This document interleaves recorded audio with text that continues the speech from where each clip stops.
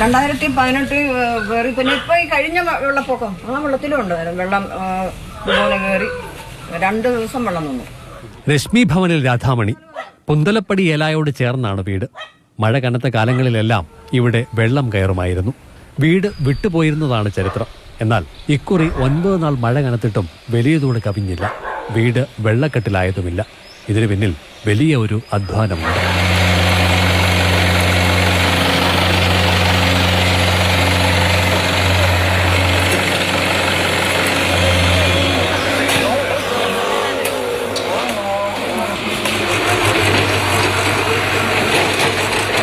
പന്തളം പറന്തൽ മുതൽ ആലപ്പുഴ ജില്ലയിലെ കുടശനാട് വരെ 6 കിലോമീറ്ററാണ് വലിയ തോടിന്റെ നീളം.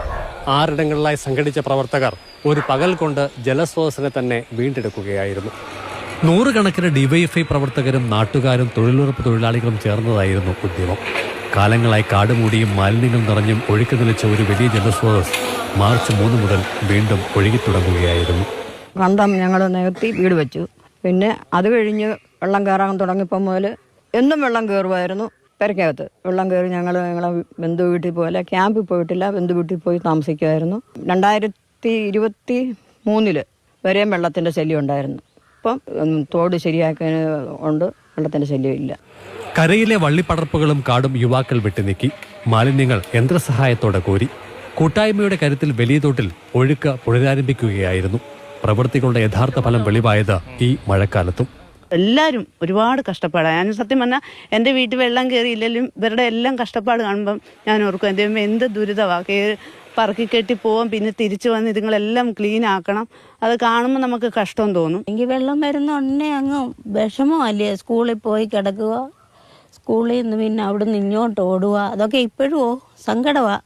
അതൊക്കെ ഇപ്പം ഇച്ചിരി കുറഞ്ഞപ്പം നമുക്ക് അതിനൊക്കെ സന്തോഷവുമായി. കൃഷിക്കുള്ള പ്രോത്സാഹനം, സമീപ പ്രദേശങ്ങളിലെ കിണറുകളിലും ഇതര ജലസ്രോതസ്സുകളിലും നനവ് നിലനിർത്തുക, എല്ലാം സാധ്യമാവുകയാണ്. ഈ 8 കിലോമീറ്ററിനെ 8ആയിട്ട് തിരിച്ച് 300 മുതൽ 350 പേർക്ക് വരെ ഞങ്ങളവിടെ ഭക്ഷണം ഉണ്ടാക്കി. നാട്ടുകാരെല്ലാം കക്ഷി രാഷ്ട്രീയത്തിന് അതീതമായി നന്നായി സഹകരിച്ചു. അതുകൊണ്ട് വലിയൊരു ആശ്വാസമുണ്ട്. ഇപ്പം ഞങ്ങൾ കിഴക്ക് കഴിഞ്ഞ ദിവസം നോക്കുമ്പോൾ ഒരു വീട്ടിലാണെങ്കിൽ ഒരു പ്രായമുള്ള അമ്മച്ചിയുണ്ട്. അമ്മച്ചിയെ കസേരയിലെടുത്ത് വെച്ചുകൊണ്ടാണ് നമ്മൾ സംസ്കാര നിലയത്തിൽ കൊണ്ടുവന്നത്. അപ്പോൾ അവർക്കെല്ലാം ഇപ്പോൾ വീട്ടിൽ കഴിയാൻ ഉള്ള അവസരം ഉണ്ടായിട്ടുണ്ട്. വലിയ തോട്ടിലെ നല്ല ഒഴുക്ക് ഉറപ്പാക്കാൻ കൂടെ തുഴയുമെന്ന് തന്നെയാണ് യുവത നൽകുന്ന ഉറപ്പ്. CK Abhilal, Mathrubhumi news, Pathanamthitta.